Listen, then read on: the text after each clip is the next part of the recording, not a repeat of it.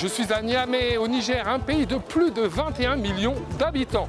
Deux choses caractérisent sa population, la jeunesse et les femmes, qui représentent plus de la moitié de la population. Mais dans un pays fortement touché par le chômage, elles payent un lourd tribut. Je suis venu rencontrer cette nouvelle génération d'entrepreneuses qui ont décidé de relever le défi de l'emploi des femmes dans le pays. Rokia Laleba est à la tête de Sahel Délices, une entreprise qui transforme les produits agricoles locaux tels que le gingembre ou l'hibiscus en jus, tisane et confiture. Quelles ont été les motivations pour lancer ton entreprise?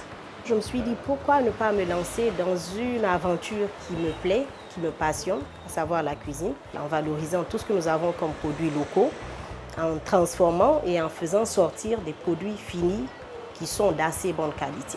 Deuxième motivation, c'est vraiment l'envie d'apporter quelque chose pour mon pays. Ce n'est peut-être qu'une goutte d'eau, comme on dit, dans une mer, mais qui manquerait si elle n'y était pas. Quand je pense à ces gens que j'emploie, c'est-à-dire leur salaire dépend de ce que nous vendons et de ce que nous gagnons, j'ai encore plus de courage pour aller de l'avant. Alors l'entrepreneuriat serait-il la solution pour le problème du chômage des femmes au Niger ? Et certains jeunes s'y lancent comme Aïssatou qui a décidé de créer sa société de transformation d'arachides. Quand je me suis lancée au début dans cette activité, ça n'a pas été facile pour moi. Maman, elle était contre mes activités parce qu'elle me disait qu'elle ne m'a pas payé les études pour que je me mette dans l'arachide. Même mes amis se moquaient de moi parce que c'est une activité qui est exercée par les vieilles dames et non pour les jeunes filles. Mais maintenant, je travaille avec 12 jeunes filles et 5 garçons, donc 17 au total. Plus, je travaille avec 120 femmes rurales. Car en plus de diriger son entreprise, Aïssatou a créé 3 groupements de femmes dans les campagnes. Objectif, les émanciper. On va à Dosso pour voir les femmes rurales. Je les forme, je les donne de l'argent pour acheter les graines d'arachide et elles cultivent. Après, l'entreprise n'a pas d'arachide. Nous achetons sur place la matière première avec eux qu'elles cultivent, qui est l'arachide. C'était juste une façon d'autonomiser la femme rurale.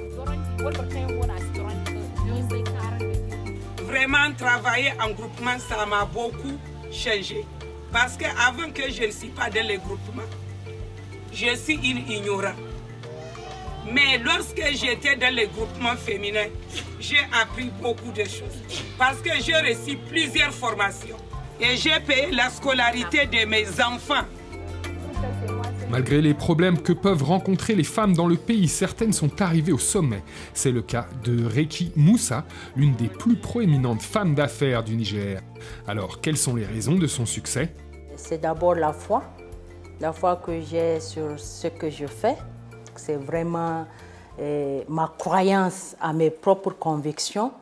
Et donc, je sais, rien ne peut me dévier sur quelque chose. Quand j'ai ma vision, j'essaie de mettre les objectifs qu'il faut pour l'atteindre. Je me concentre et je ferme les yeux sur ce que les autres peuvent penser.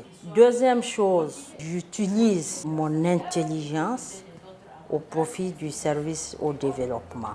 Quand je sais quelque chose, j'essaie de le partager. Passion et conviction, deux caractéristiques communes que possèdent ces 3 entrepreneuses.